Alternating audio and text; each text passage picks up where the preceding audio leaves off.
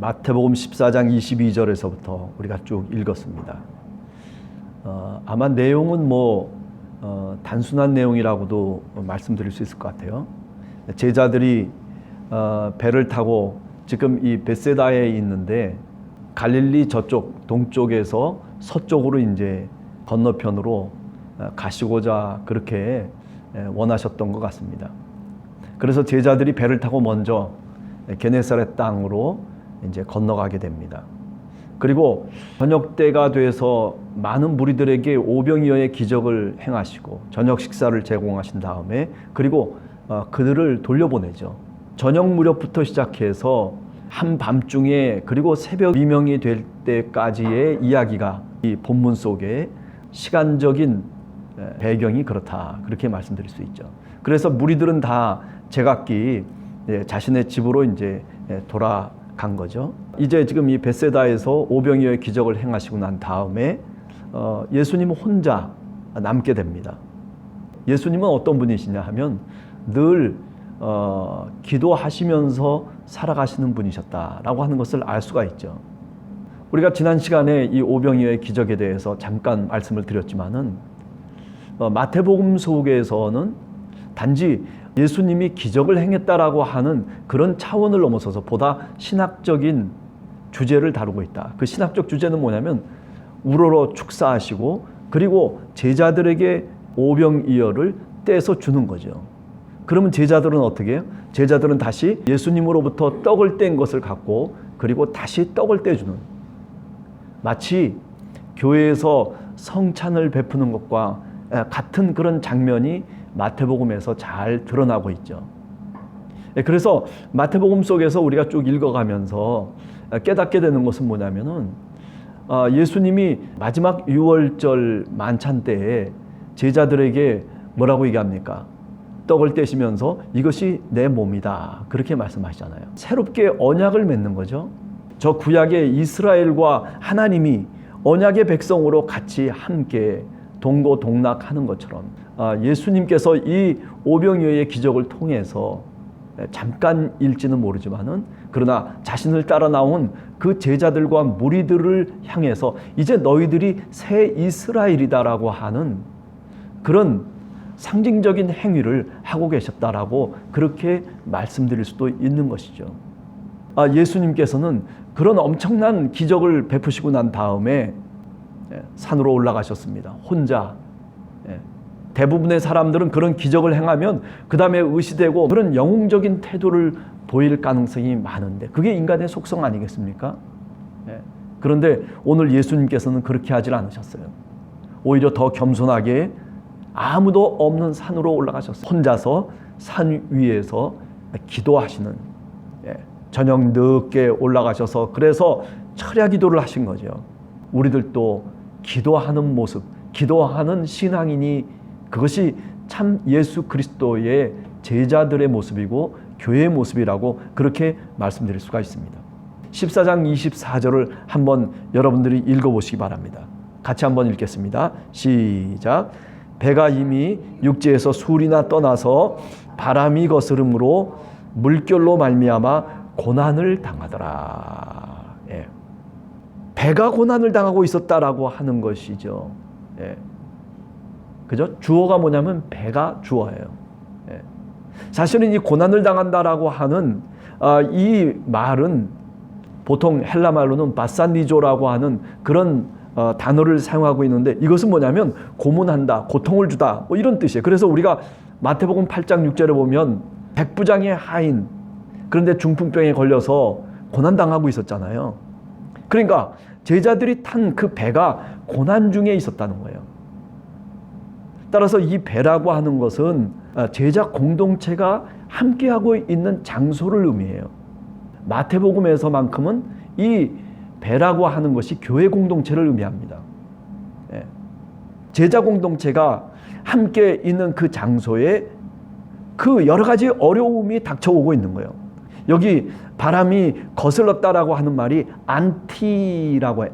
안티라고 하는 그런 말인데 우리가 안티한다는 게 뭐예요? 대적한다는 거 아니에요. 그죠? 그 against라는 뜻이거든요. 그러니까 바람이 부는데 순풍이 불어가지고 벳세다에서 게네사렛까지 갈릴리 호수를 건너서 가야 되는데, 그런데 반대로 부른 거예요. 반대로.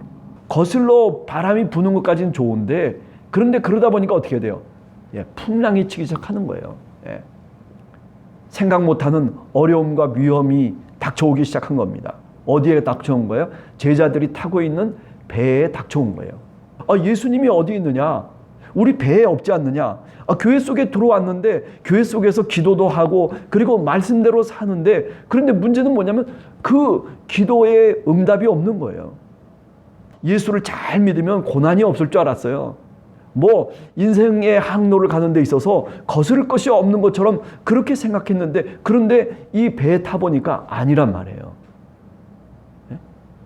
지금 힘들고 지치고, 그리고 지금 밤 사경이 돼버리고 만 거예요. 밤새도록. 사실은 초저녁에 떠났는데, 그런데 수시간 동안 밤중 내내 그런 고난을 당하고 있는 거예요. 그러니까 그 배 안에 있던 제자들이 아우성을 치는 거예요. 우리가 죽게 됐다. 우리가 어떻게 하면 좋겠느냐. 아무리 아우성을 쳐도 어떻게 해요?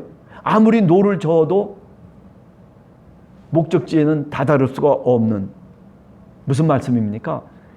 이 제자들이 타고 있는 이 배 안에 누가 있어야 되는 거예요? 그렇죠? 예수님이 있어야 되는 거예요. 우리 주님이 있어야 되는 거예요. 문제는 오늘 이 마태복음의 본문 속에서 우리가 깨달아야 되는 것은 뭐냐면, 우리가 예수 그리스도를 믿으면서 어떤 때는 이렇게 예수님과 동행하지 않고 우리들끼리만 좋아하고 우리들끼리만 신앙생활하고 우리가 원하는 그곳으로 가기를 원하는 경우들이 많다는 거예요. 교회가 그럴 때가 많아요. 그죠?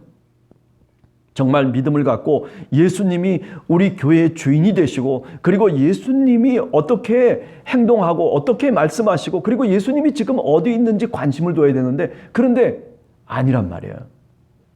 예수 그리스도를 믿는 신앙인이 인생의 길을 가는데, 이쪽에서 저쪽으로 목적지까지 그 인생의 항로를 따라서 가고 있는데, 그런데 예수를 믿는다는 것 때문에 늘 순풍만 불고 모든 것이 다 잘 되고, 그리고 아무 어려움과 그리고 두려움 없이 그 항해를 계속할 수 있느냐 하면 그렇지 않다는 거죠. 시험이라고 하는 게 찾아온다는 것입니다. 고난이라고 하는 것이 찾아온다는 것입니다. 인생의 바람이 역으로 불 때가 있다는 거예요. 물결로 인해서 두려움 속에 쌓일 때가 있다는 거죠. 뒤로 돌아갈 수도 없고, 그렇다고 다시 앞으로 나갈 수도 없는 그런 모습 속에서 살려달라고 아우성 칠 때가 있다라는 거예요. 여러분과 제가 신앙의 삶을 살아오면서 사실은 이런 어려움을 한두 번씩 경험하지 않습니까? 내가 열심을 다해서 밤새도록 노를 짓는데도 불구하고, 또 뭔가 하늘을 향해서 외치고 있었음에도 불구하고, 그런데 기도해도 들어지지가 않는 거죠. 목적지에서 빗나간 그런 모습 속에서 고난과 고통을 당하고 있었던 시절이 사실은 우리들에게는 있습니다. 25절에 보면 밤 사경에 예수께서 바다 위로 걸어서 제자들에게 오셨다. 아마 상상을 해보면 이런 거예요. 예수님이 저 산 위에서 기도하고 계시는데, 그런데 그 기도하는데 예수님이 신적인 권위를 갖고 계신 분 아니겠어요?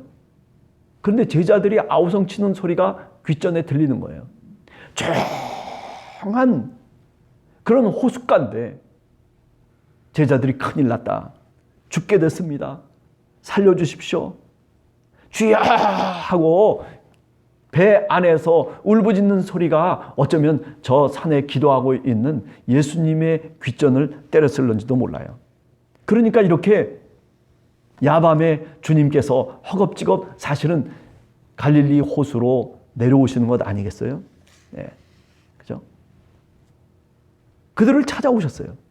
그것도 밤 사경이에요. 깜깜한 밤중에 이제 새벽이 돼가고 있는 그런 미명의 주님이 찾아오시는 거예요. 아니, 그것도 얼마나 급하시면은 바다 위로 걸어서 찾아오셨어요. 예. 여러분, 그렇습니다. 여기서 오늘 마태복음이 우리들에게 얘기하려고 하는 것은 뭐겠어요? 예수님의 사랑이에요. 우리가 힘들고 우리가 고난당하고 있는 그 모습 속에서, 아니 우리가 사실은 그 배에 예수님을 잃어버리고 그리고 불신앙적인 삶 속에서 믿음이 없는 그런 모습 속에서 우리 신앙의 공동체가 있음에도 불구하고, 그런데 어떻게 하시는 거예요? 주님의 사랑이 우리들에게 찾아오시는 거예요. 우리의 고통을 들으세요. 저 기도하러 산에 올라가셔서 우리와 상관없는 것처럼 혹시 그렇게 제자들이 생각할지도 모르지만은, 그러나 주님은 그 아우성치는 소리를, 그 고난의 소리를 듣고 계시다라고 하는 거죠. 그래서 야밤인데도 불구하고 주님께서 급하게 산 위에서 그냥 뛰어서 어쩌면 내려오셔가지고, 그래가지고 배도 준비할 겨를이 없이 그냥 바다 위로 뛰어오시는 모습을 한번 여러분 상상해 보세요. 그것이 뭐겠습니까? 바로 예수 그리스도의 사랑입니다.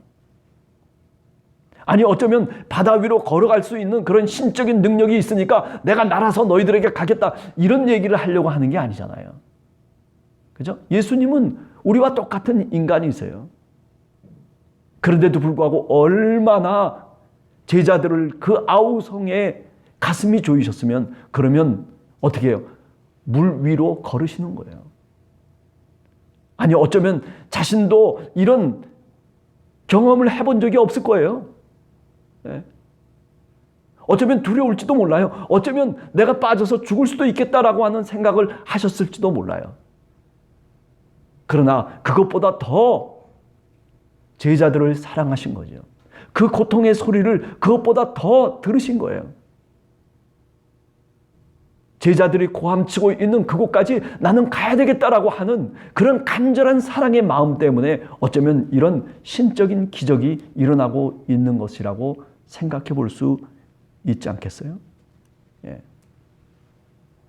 그런데도 불구하고 바다 위로 그렇게 주님의 사랑을 갖고 걸어오시고 찾아오시는 그 주님을 제자들은 어떻게 이야기하고 있습니까? 제자들의 반응이 그거예요. 뭐냐면 유령이 나타났다. 유령이 나타났다 하면서 클라우조, 그러면서 막 그냥 울부짖는 거예요. 깜짝 놀란 거예요. 저쪽에서 막 이상한 유령 같은 사람 비슷한데, 그런데 막 바다 위로 그냥 뛰어오는 모습, 걸어오는 모습이 보이는 거예요. 아니 도대체 뭐야 하고 이제 그 두려움 속에서 그 유령을 쳐다보는 거죠.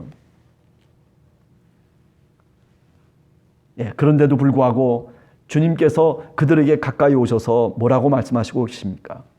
14장 27절을 우리가 한번 읽어보겠습니다. 시작. 예수께서 즉시 이르시되 안심하라, 나니 두려워하지 말라. 안심하라.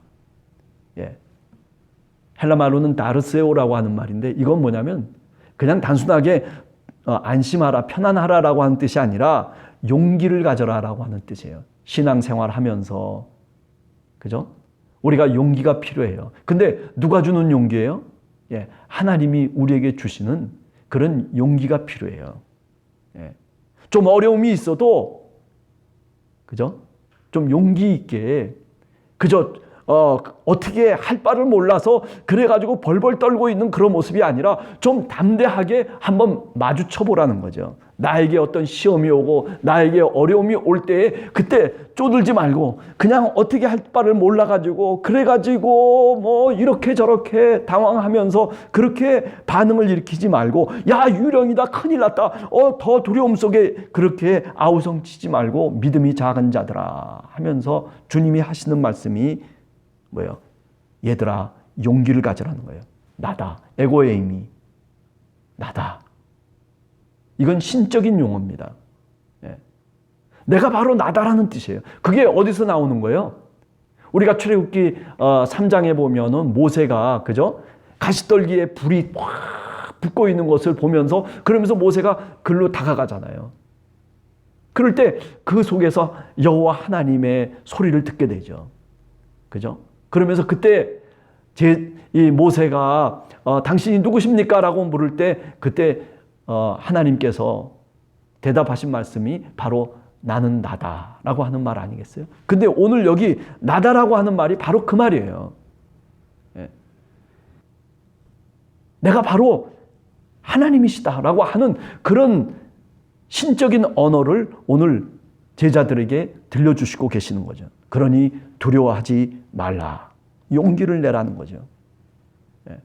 그 다음에 뭐 베드로가 어떻게 됐다, 베드로가 뭐 바다 위를 걸었다 말았다, 근데 풍랑이 일어나는 걸 보면서 두려워해가지고 의심하고 이런 얘기가 중요한 게 아닙니다. 그죠? 용기를 가져라. 나는 나다. 두려워하지 말아라. 예수 그리스도가 누구십니까? 바로 나다라고 하는 그 말 속에 예수님의 정체가 그대로 예수님이 자기 자신을 소개하고 있는 장면. 이건 마태복음에서만 있는 얘기예요. 예. 그죠? 그래서 그 배 안에 타고 있던 많은 제자들과 더불어서 많은 사람들이 야, 이분이 진실로 하나님의 아들이셨도다. 예. 33절에 그렇게 고백하고 있는 겁니다. 하나님의 아들이시다. 예. 그죠? 이 모든 일들이 하나님의 아들이 우리들에게 베푸는 사랑을 의미하는 것이죠. 예. 하나님의 아들이 자기 자신을 내던지면서 바닷속에 내던지면서 그 풍랑치는 그 물결 속에 아니 제자들이 아우성치는 그곳까지 찾아오시기 위해서 그래서 기도를 마다하시고 산에서 내려오셨던 우리 주님. 오늘 또 우리가 힘들어할 때, 우리가 아파할 때, 우리가 고난 속에 있을 때 주님은 외면하지 않으십니다. 오늘 또 우리를 찾아오셔서 우리와 함께 나는 나다라고 말씀하시면서 용기를 가지라고 그리고 안심하라고 편안하라고 그렇게 말씀하고 계시는 우리 주님의 음성을 오늘 이 새벽에도 듣는 여러분과 제가 되기를 간절히 주님의 이름으로 축원합니다. 같이 기도하겠습니다.